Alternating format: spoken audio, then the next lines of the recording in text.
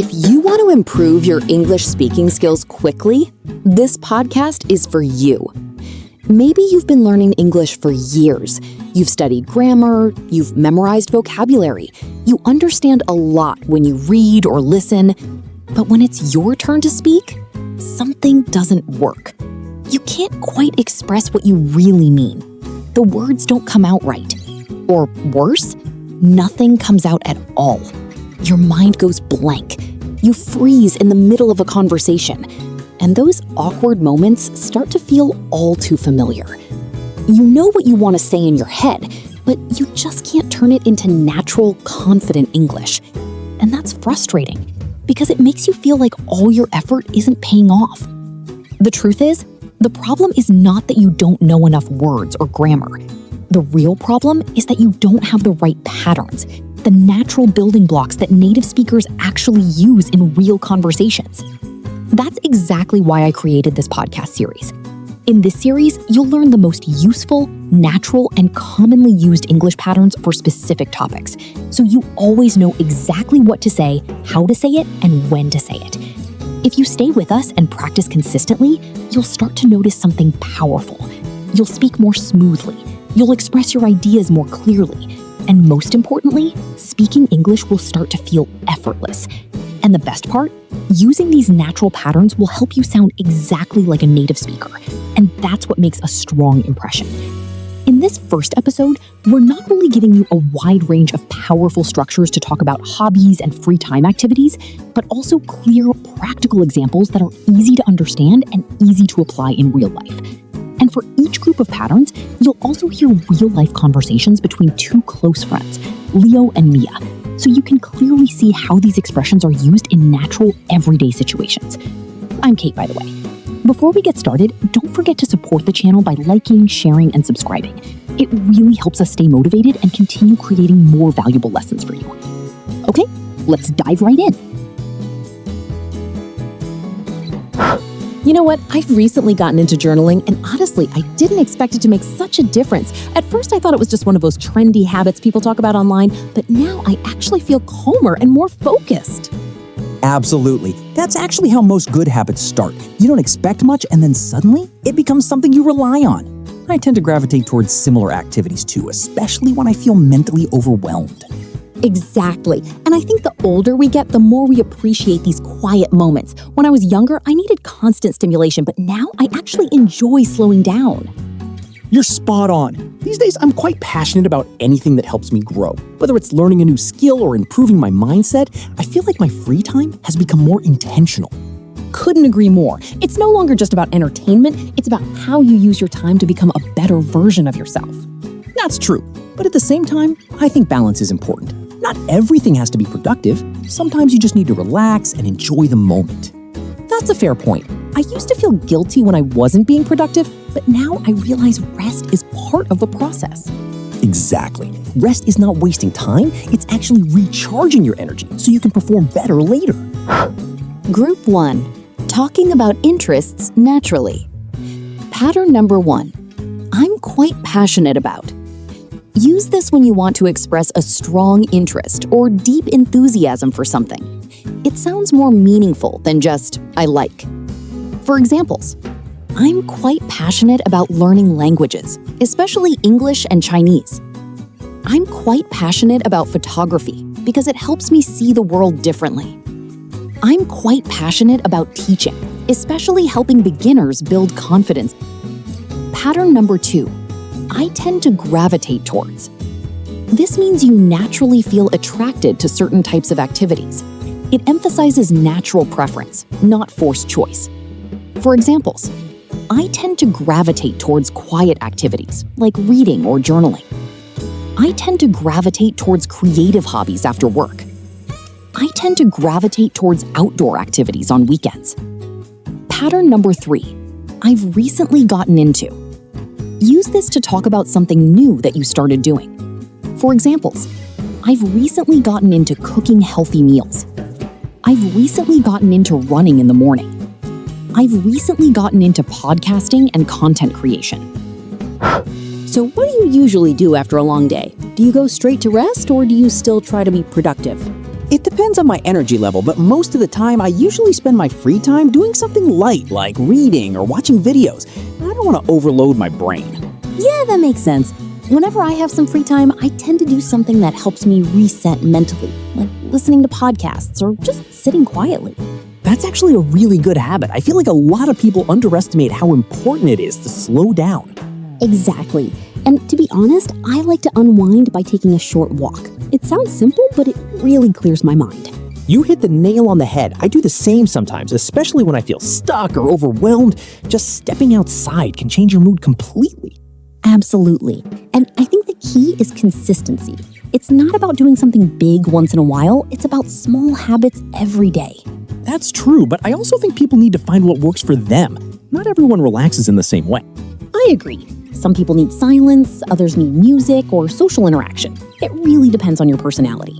Exactly. That's why it's important to experiment and understand yourself better. And once you find your rhythm, everything becomes easier. Group 2. Talking about habits and routines. 4. I usually spend my free time a very natural way to talk about your routine.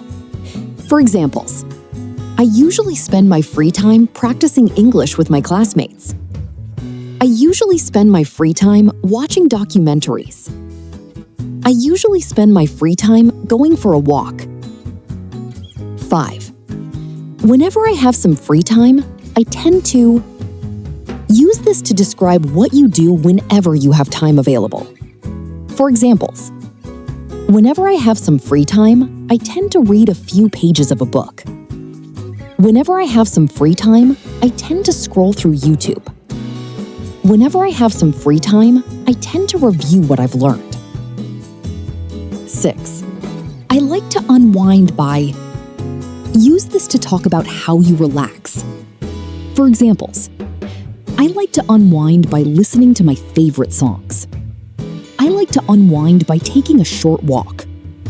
I like to unwind by watching something light and funny. Are you into sports or anything like that? Not really. I'm not really into sports, but I occasionally play football with my friends. It's more about the social aspect than the game itself. That makes sense. I'm really into more creative hobbies like photography and journaling. They help me express myself. That actually fits your personality. You seem like someone who enjoys observing and reflecting. Thanks. One thing I really enjoy doing is capturing small moments in daily life. It makes everything feel more meaningful. That's interesting, because most people are always chasing big moments, but you're focusing on the small ones. Exactly. I think happiness is hidden in those small details. I couldn't agree more. But at the same time, don't you ever feel like you're missing out on more exciting experiences? Not really. I think excitement is overrated sometimes. Peace is underrated. That's a bold statement, but I see your point. What about you? What do you really enjoy doing? One thing I really enjoy doing is learning something new every day. It doesn't have to be big, just something that keeps my mind active. That's a great mindset. You're always moving forward. I may try to be, but I also remind myself not to burn out. Group 3. Talking about preferences and personality. 7. I'm really into. A very natural way to say you like something. For examples, I'm really into photography these days. I'm really into fitness and healthy living. I'm really into learning new languages. 8. I'm not really into, but I occasionally use this to express partial interest. For examples, I'm not really into gaming, but I occasionally play with my classmates. I'm not really into social media, but I occasionally scroll through it. I'm not really into sports, but I occasionally watch big matches. 9. One thing I really enjoy doing is use this to highlight a specific activity. For examples, one thing I really enjoy doing is reading before bed. One thing I really enjoy doing is learning new skills online.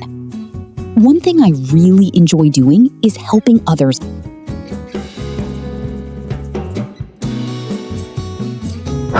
You seem pretty busy these days. Do you even have time for hobbies anymore? Not much, to be honest. I don't really have much time for hobbies, but when I do, I try to choose something meaningful.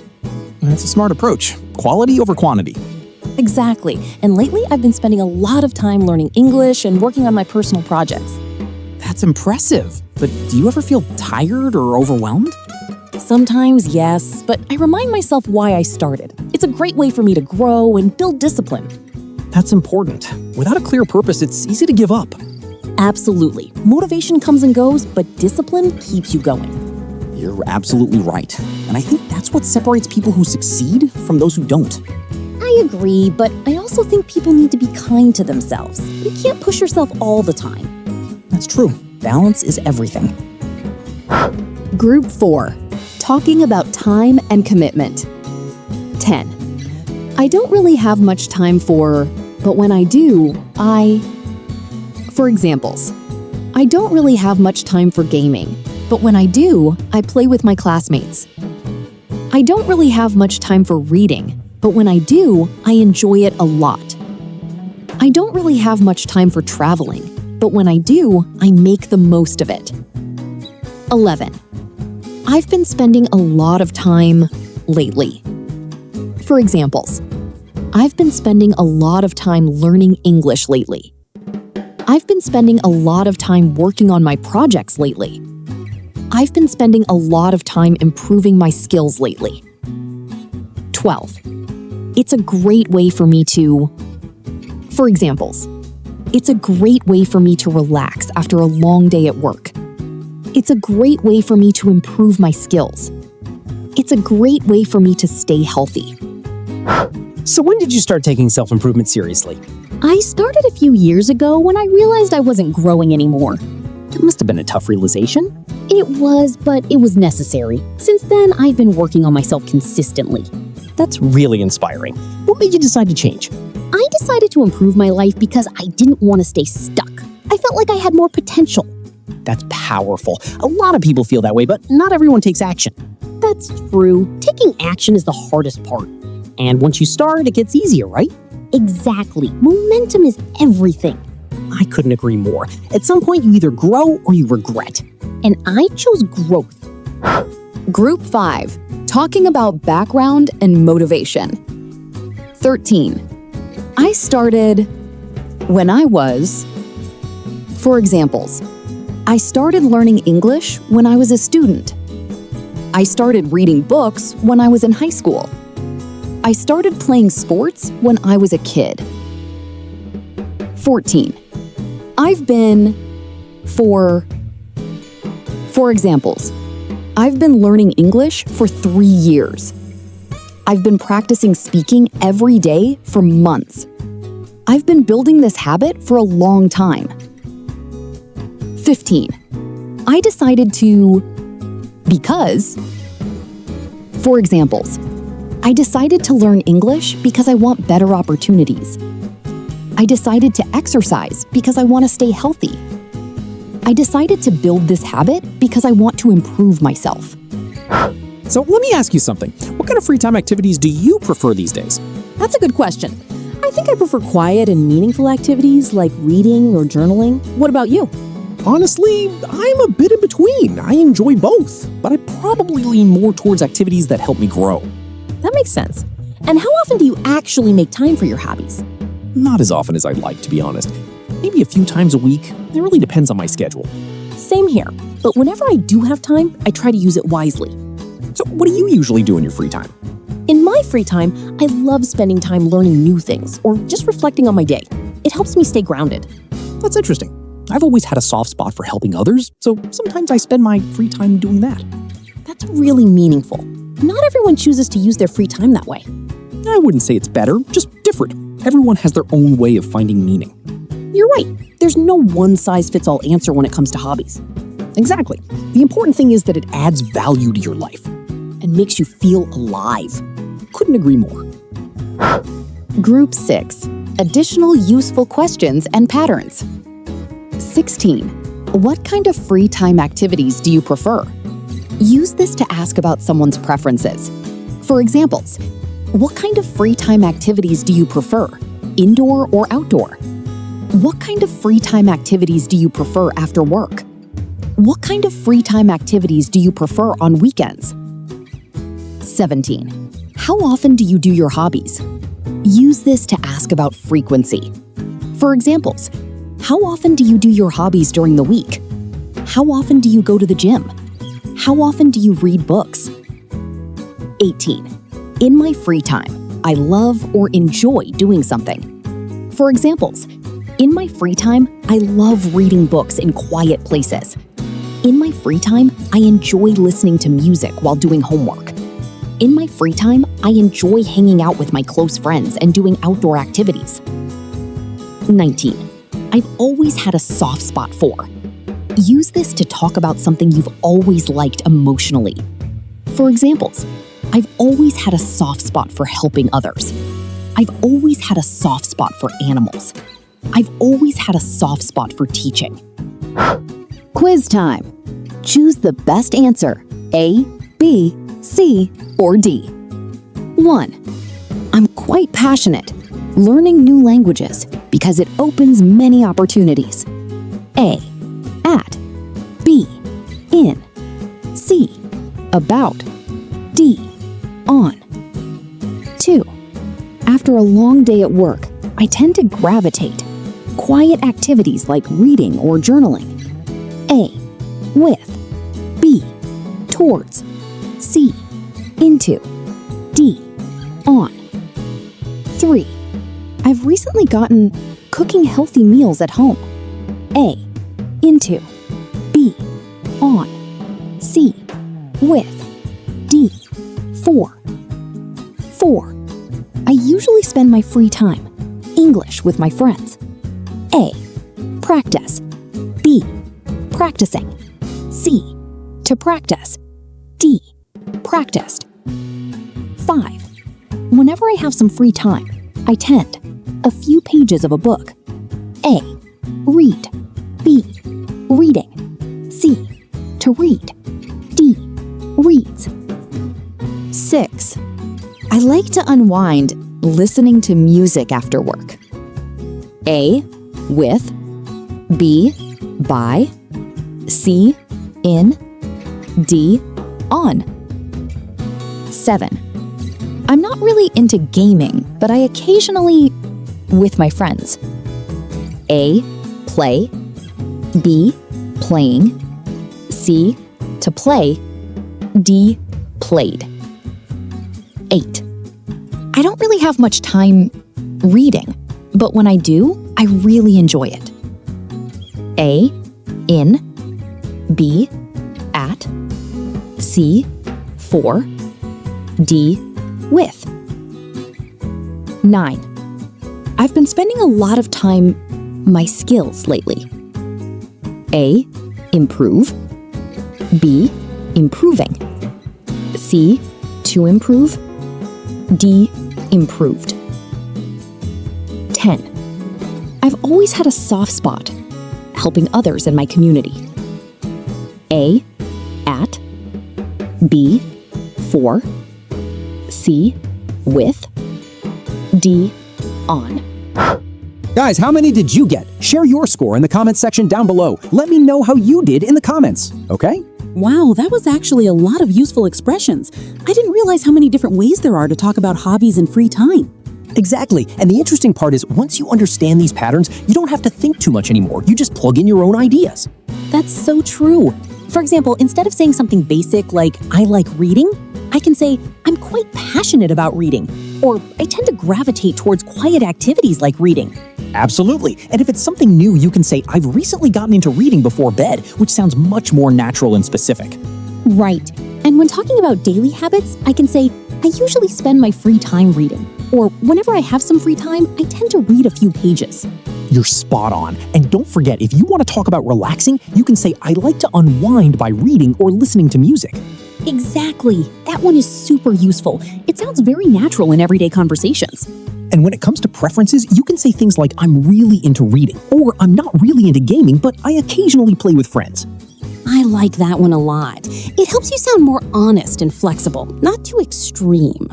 Couldn't agree more. And if you want to highlight something specific, you can say, one thing I really enjoy doing is reading before bed. Yeah, that sounds much more expressive than just saying, I like reading. Exactly. Now, if you're busy, you can say, I don't really have much time for reading, but when I do, I really enjoy it. That's perfect for people with a tight schedule. And if you want to talk about what you've been doing recently, you can say, I've been spending a lot of time reading lately. Or it's a great way for me to relax and clear my mind. Yes, that adds a reason, which makes your sentence more complete and meaningful. And when talking about your past, you can say, I started reading when I was a student, or I've been reading for years. Exactly. And if you want to explain your motivation, just say, I decided to start reading more because I wanted to improve my focus. That makes your story feel more personal. Definitely. And when you're asking questions, you can use things like, what kind of free time activities do you prefer? Or how often do you do your hobbies? Those questions are super useful to keep a conversation going. Absolutely. Conversations are not just about talking, but also about asking the right questions. And instead of saying something simple like, I like spending time with my family, I can say, in my free time, I love spending time with my family. That sounds much more natural and complete. And one of my favorite patterns is, I've always had a soft spot for helping others. It sounds emotional and genuine. I agree. That one really adds personality to your speech. So basically, instead of repeating the same simple sentences, we now have so many different ways to express ourselves. Exactly. And that's how you sound more natural and more like a native speaker. Honestly, I feel like the more patterns you know, the more confident you become. That's absolutely true. Confidence comes from familiarity. The more you practice these patterns, the more automatic they become. And once it becomes automatic, you don't have to think anymore. You just speak. And that's the ultimate goal, right? Speaking naturally, clearly, and effortlessly. Exactly. No more overthinking, no more awkward silence. Just real conversations. And that's when learning English actually becomes fun. Couldn't agree more. All right, before we wrap up, let me ask you something. How many times have you learned something in English, felt like you understood it, but then never actually used it in real life? Don't let that happen again. Take a few of the patterns you learned in this episode and start using them today. Talk to yourself, record your voice, or practice with a friend. Because the truth is simple. The more you use these patterns, the more natural they become. And the more natural they become, the more confident you feel when speaking. You don't need to be perfect. You just need to be consistent. And if you keep showing up like this every day, I promise you, your English will improve in ways you never expected. If you found this episode helpful, don't forget to like, share, and subscribe to the channel. It really helps us reach more learners like you and continue creating more valuable content. And if there's a specific topic you want us to cover next, feel free to leave a comment below. We'd love to hear from you. Thank you so much for spending your time with us today. Keep practicing, keep improving, and most importantly, keep speaking. I'll see you in the next episode.